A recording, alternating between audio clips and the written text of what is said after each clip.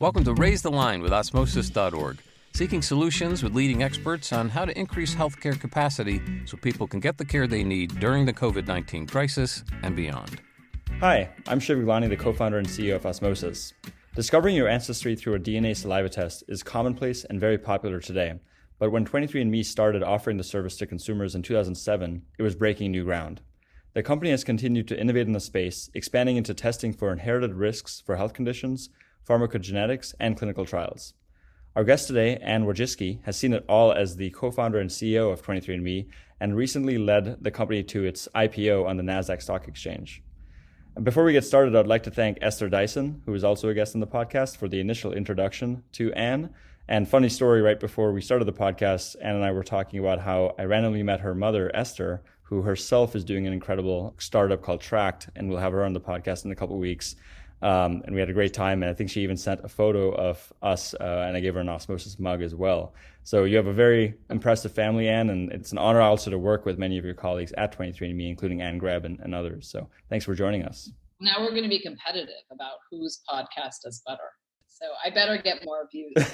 Yeah, that's a really good point. I can't imagine how competitive your household was growing up. Cutthroat, man. I bet. So obviously I know a lot about you, and I bet a lot of our listeners already know who you are, and maybe many of them have done 23andMe tests as well.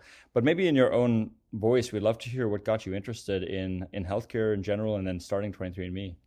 I started my career very randomly investing in healthcare companies. And it was amazing. It was super fun, super interesting to be at the forefront of what's happening, seeing the biotech world, meeting with hospital CEOs, and it was fascinating. And then as I dug into it more and more, and I started to realize that so much of healthcare is really about the optimization of, like, once you're in the system, but almost nothing is about how do you stay out of the system. And I went to one conference that was really traumatizing for me, where it was this giant room filled with people in suits, and they were all learning how to optimize billing, which is really about how, like, when you come in for a knee procedure, how do you make sure you get as much money as possible out of it? And I just remember thinking, I was like, I want my system to think about how are they keeping me healthy, and like, how do I stay out of the system, and what's in my best interest? And I just found it's not set up that way. And I was really inspired by the HIV community in the 90s and how they were activists. And they, single-handedly really changed a huge part of healthcare. They gave patients a voice. They, stormed the FDA. They demanded change. Like, they helped bring about fast track authorizations. I mean, they were just amazing. And there's a movie that I always point people to called How to Survive a Plague. And it was that activism that I wanted to bring to all diseases and to everybody. And what had always captured me with genetics is the fact that genes and environment interplay. And so you can be high risk for something. And I love it. People sometimes come to me and they're like, oh, your genetics are not deterministic.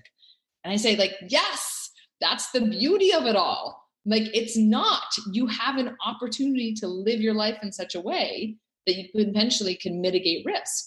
And so I really want to understand, like, what is it in your environment that potentially helps minimize risk, and then give people the tools to potentially change and really prevent disease. So 23andMe was started with this mentality of, like, I want to be an activist brand. I want to empower people with their own genome. And then I want to power people to essentially come together and be the world's largest community that's driving research forward. And that we're going to focus on research on our disease areas, but also on research on wellness. That's incredible. And I definitely resonate with that story. I was a medical student at Johns Hopkins and biomedical engineer. My track was to go into surgery and do very expensive, like Da Vinci type robotic surgery. And then I met a patient my first year of med school who had a 50-year history of smoking. And they were throwing everything at him. The financial cost, the emotional cost to him and his family was obscene. And if we had just been able to get a conversation with him early on and get him to stop smoking or not even start smoking, maybe we would have avoided the cost to him and his family and the health system. And so that's what made me switch to education and preventive medicine. So I definitely resonate with your story. And you all were some of the pioneers, are the pioneers in direct-to-consumer genetics, and I think generally direct-to-consumer healthcare. How does it feel, not only this 14-year journey now going public, but also the other companies that probably started a couple of years after you guys or even more recently that are now, there's this huge digital healthcare direct-to-consumer transformation with companies like Roe, Maven Clinic, and I mean, the list goes on. I love it. I love it. I mean, one thing that I've always said, healthcare is really big, and it's important for us and other founders to encourage others to come and innovate. And I think it's really hard to change healthcare. There's a lot of incumbents that have a pretty good gig and are not looking for change. And there's such incredible opportunities with applying technology to healthcare and thinking about building a system in a different way. So I love hearing when people talk about patient-centric or consumer-centric healthcare. And I'm really impressed. You look at HIMSS and Roe and clinics like Maven, Folks is the other one. Like, there's so much personalization and consumer-centric thought in these companies. So I love it, and I think about the controversy with 23andMe in those earliest days about, like, can you even get your genome? It was controversial, like, do you have access? And I remember thinking, it's like, obviously, like, it's your body. Like, you can't prevent me from looking in the mirror. And I think it's really great to see people innovating now with these different models. I'm so excited about the future of where it's going. And in the earliest days, used to go to the Health 2.0 conference. I don't know if you ever went to that in 2006, 2007. It was kind of scary, the companies that were out then versus today. Like, it's just the sophistication, the thought behind it. It's just the industry's really matured, and I love it.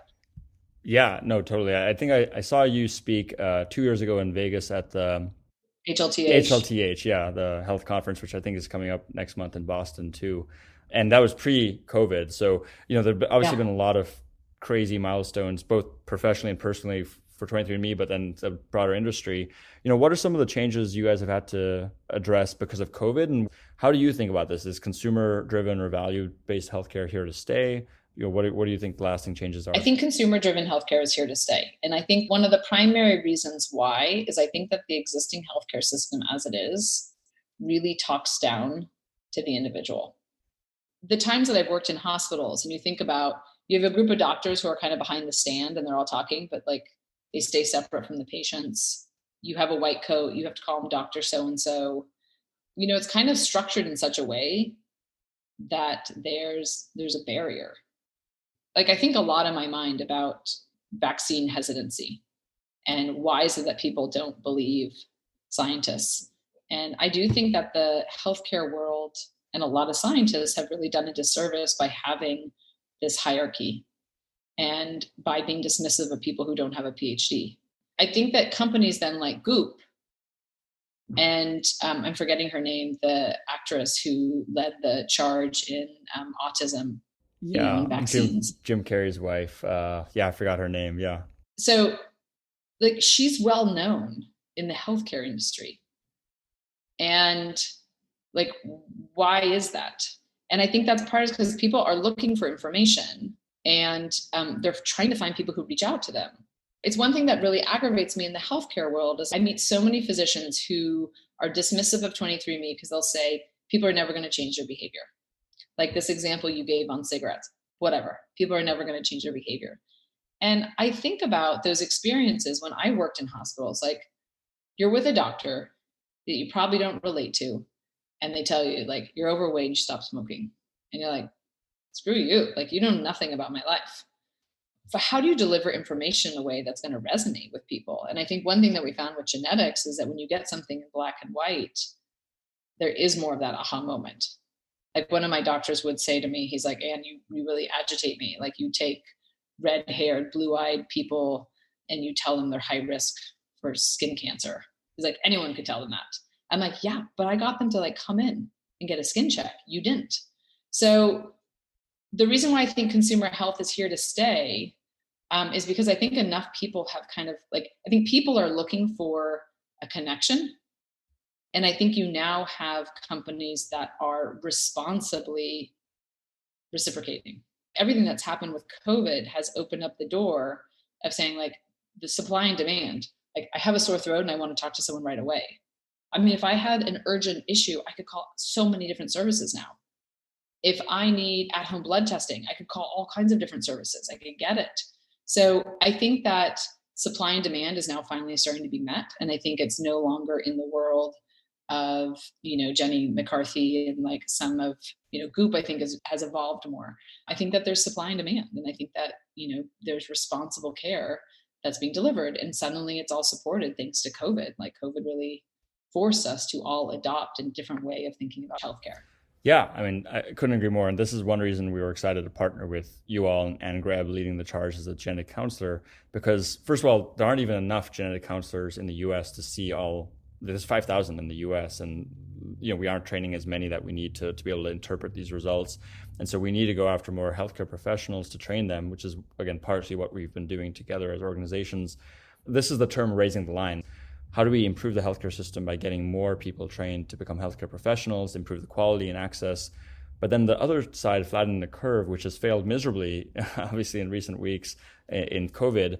Flattening the curve isn't just about COVID. It's about diabetes, it's about skin cancer, it's about all these other things, because the more you can get patients or consumers engaged in their health doing preventive medicine, you're flattening all those curves. So you need less healthcare providers, less cost to the health system, et cetera. So I think that's a really good place to start. Obviously, we know your sister Susan too. Would love to get her on the podcast at some point. YouTube is where so many people get their content, same with Facebook and other places. I'm curious, have you guys ever talked about this issue of health misinformation and like ways to address it, not only by giving people access to their own data, which is again what you guys have been leading at 23andMe, but like, how do you get them to trust people again, trust either science or their doctors? So sometimes people don't even trust their doctors, right? We talk about this all the time. I think one thing that's important to do is there's a lot more people who are very good at generating bad content than there are people at generating good content. And so, like, if you ask most doctors, do you have a TikTok account? They're like, no. You know what they're called, by the way, the doctors on TikTok? They're called TikToks. TikToks. But most doctors are not going to have a voice there, or not. Most are just not necessarily great at social media. But there's lots and lots of other people who are activists spreading misinformation.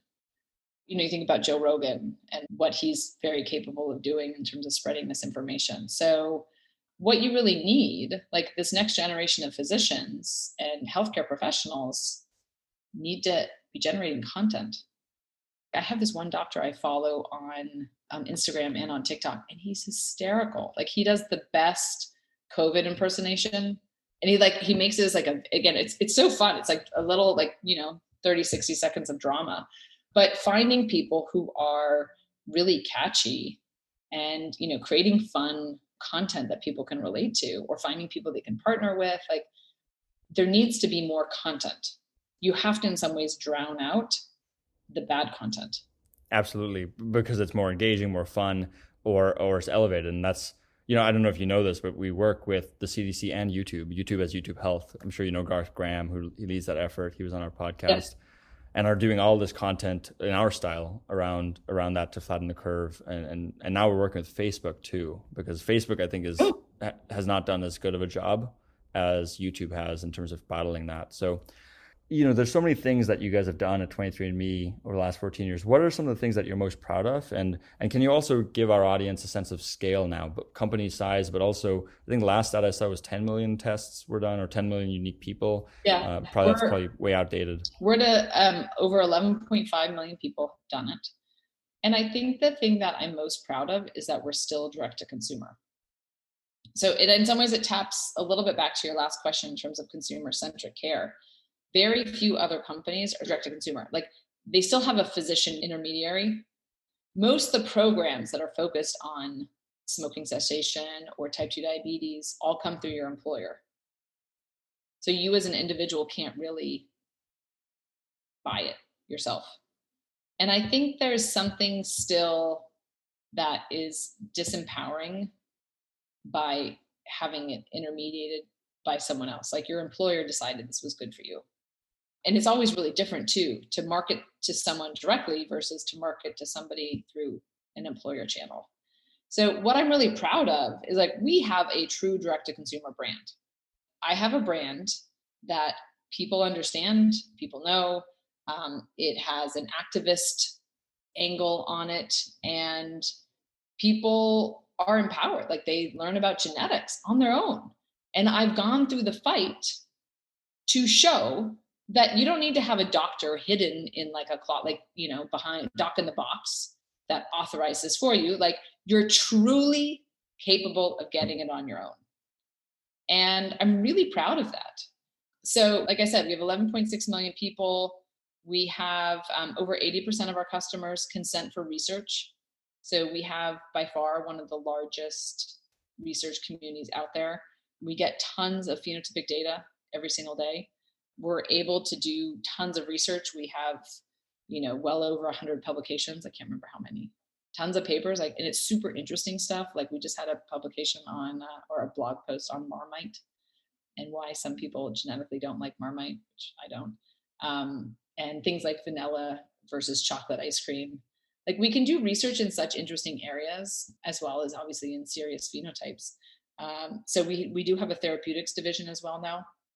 We are looking to how do you translate all this information and then really help our customers benefit by developing therapies.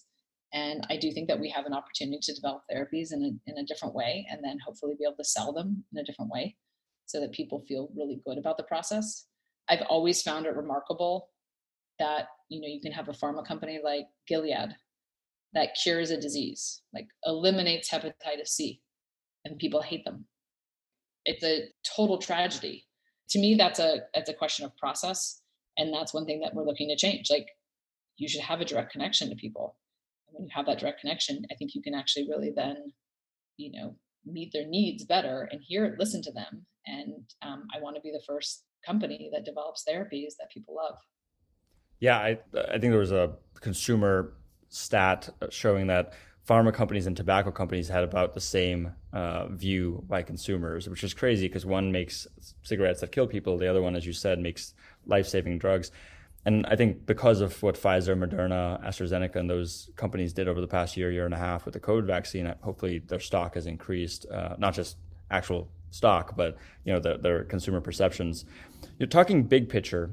Where do you see 23andMe going in 5 to 10 years? You've reached 11.6 million people who've done the test. Is that going to be 100 million? What are you most excited about for the coming years? Listen, there's clearly a world where every single person has their genetic information. Like everyone will benefit from it. And I think that what 23andMe can really lead on in the future is the application of genetics to true clinical care.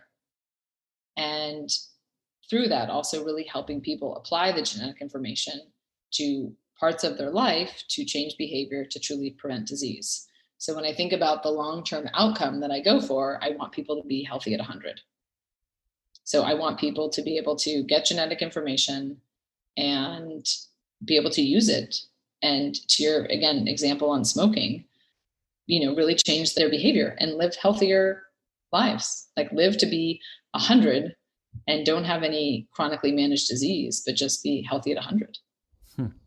I think you'd love meeting, if you haven't already, our person who led our seed around is Alan Patrikoff, who runs Greycroft. And now, do you know Alan? We went on a trip together once, anyways, I met him in 2003. We've been in Saudi Arabia. Places. Wow. Yeah. Alan knows everyone, it seems. And he's the one who actually introduced me to Esther, who introduced me to you.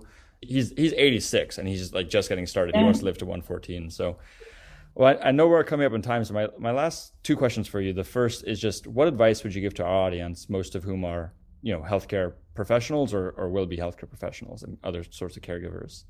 I would say two things that I think are totally actionable. Like one, I think absolutely embracing technology and, thinking about all the ways this can be applied to the practice of medicine.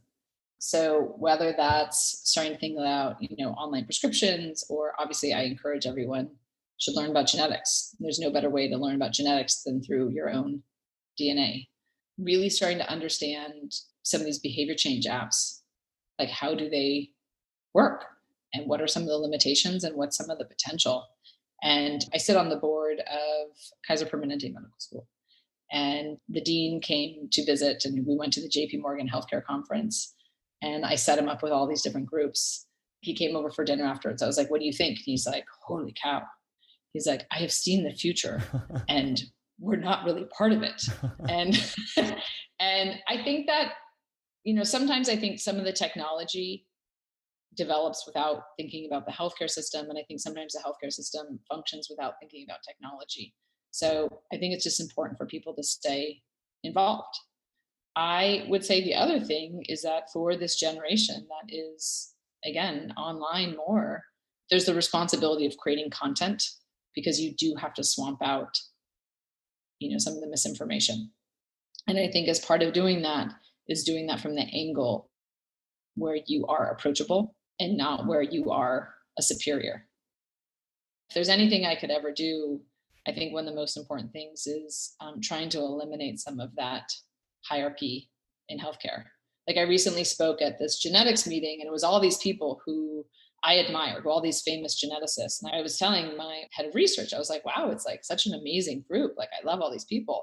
I was like, but I'm the only one here who has no degree. And she's like, yes. And you are the only one that is widely known.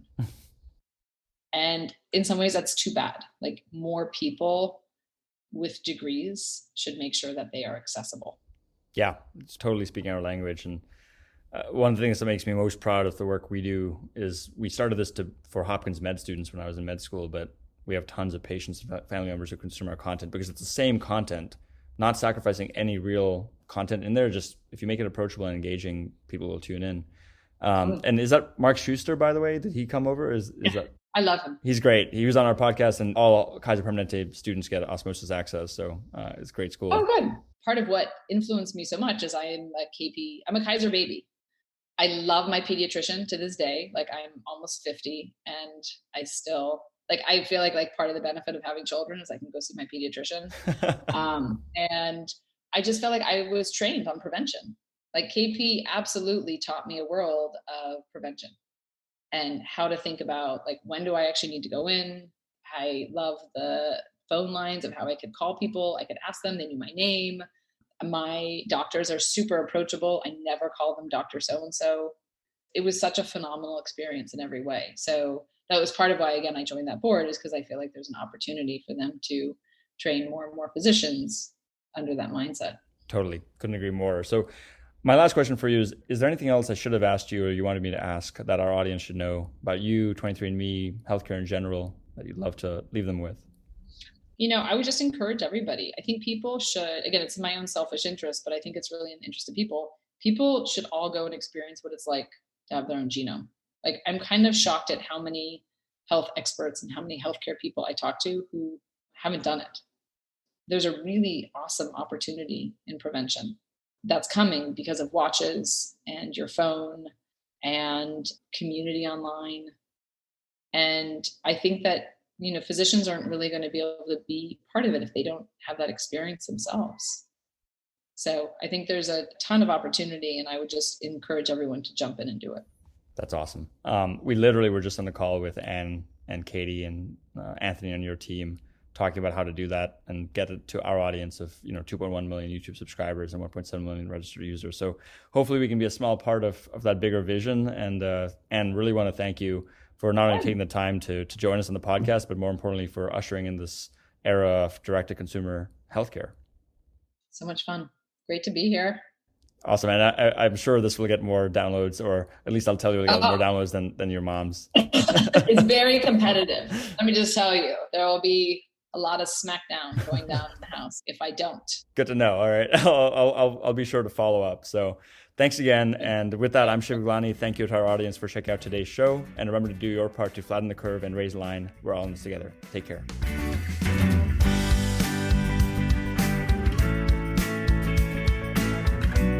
For more information on how you can help raise the line and flatten the curve, go to osmosis.org/COVID-19. If you like this podcast, please share it on your social channels. You can also subscribe to the series and check out all of our podcasts at osmosis.org/raisethelines podcast.